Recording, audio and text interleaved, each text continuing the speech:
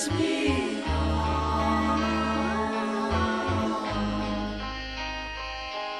Because We got Cal in Winnipeg, Manitoba, Canada, I believe. Yep. Hey guys, how's it going? How you doing, Cal? Not bad. Big fan, first-time caller. I have Thanks. a question on my friend from school. He's a Christian. He speaks of post-creation evolution. Yeah. Yeah. What's your opinion on it? And is there really any rationale behind Maybe it? you can define it, because I don't know. I think he's 99% right. So after creation, Yeah. From the that point on, he's right. It's before that he's got no evidence. Okay, so What happens, the reason this thing comes up is that you have a creationist belief that, that there is some God or some force or whatever that created all this, and it comes from your religion. And then, as we go about, and there are people who are unsatisfied with that answer. They often get into, scientific fields, but basically our general curiosity prompts us along. And when somebody is unsatisfied with magic man done it as an answer, and they go out and investigate, and then all of a sudden we find evidence, and we start building up a proper understanding of the way reality and the universe works.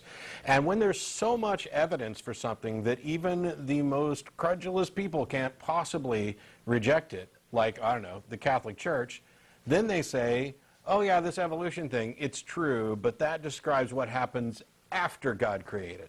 They've got to stick their God somewhere, and where God used to explain this much, we've managed to explain this chunk, so we have to take God out of that, but we're still sticking God in whatever little gaps of our knowledge there may be.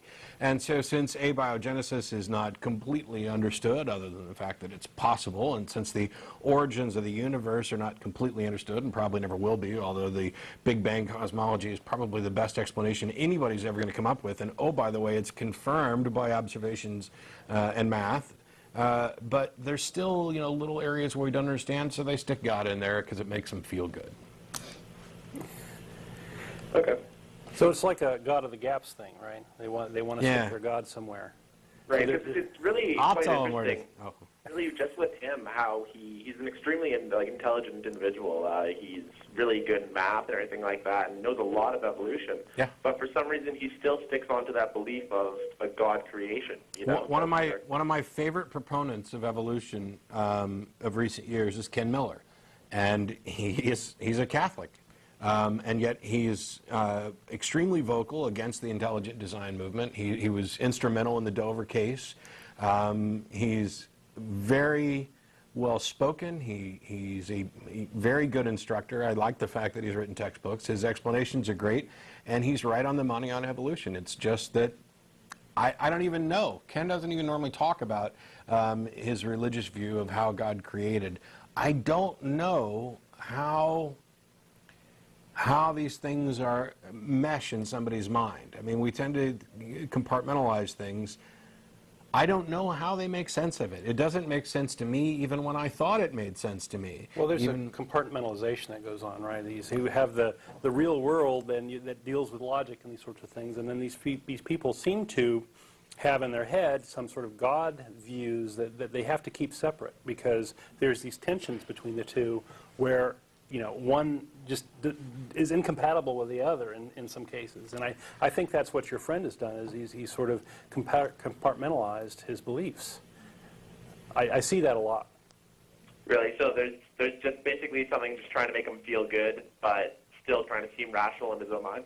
Well, it may not just, I don't want to oversimplify it in that, oh, I like this particular belief of God. There are people that are genuinely convinced that a God exists, and in part it's because they've had experiences that they can't explain. What they don't realize is that while some of those experiences may not have an explanation or an easy explanation or one they can understand, some of them are actually really common things. I've heard people, literally, the people have called into the show or sent in emails and said, I believe in God absolutely, and nothing you could ever say could change my mind because I've had these amazing experiences, and when and this couldn't be, coincidence, and this can't be explained, and these experiences are amazing, and if you would have had experiences like this, you'd believe in God too. And when I ask for an example, half the time they're like, well, I can't really think of one at the moment, which, by the way, drives me crazy that you just...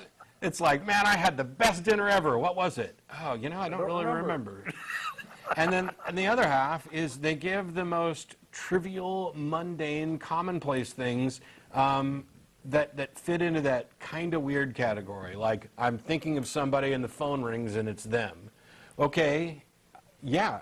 And guess what? I've had that experience, and it didn't convince me that there was a God. What it convinced me was that I have a phone, they have a phone, there are people that I care about and think about, and then I realized, how many times did that phone ring and it wasn't them?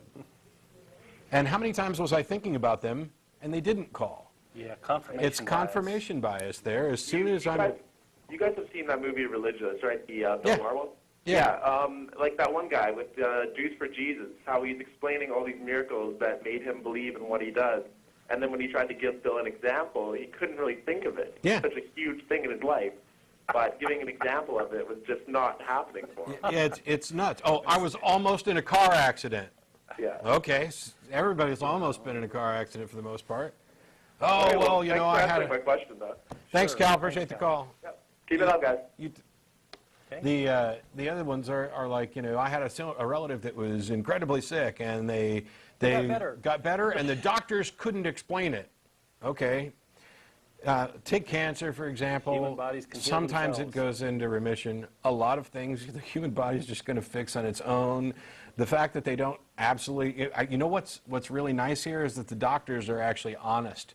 They're not going to give you some BS explanation. They're going to say, you know, we really don't know why this happened, but sometimes it happens. That doesn't make it a miracle, and it doesn't give you the right to say, this happened and you can't explain it, therefore God did it. It's the God of the gaps thing again. Yeah. It's like, okay, here's an unexplained thing, therefore God must fit in it. Yeah. Jam it in there. Yeah, you keep tempting me. I'm going to tell them where to jam God here in a minute. Because the world is round, it turns me